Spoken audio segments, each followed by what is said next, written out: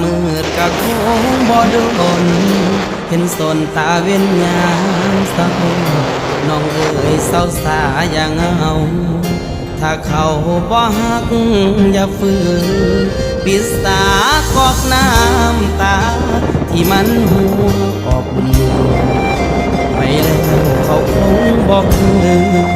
อย่าฝืนให้เสียเวลาอย่าห้ามน้องขอ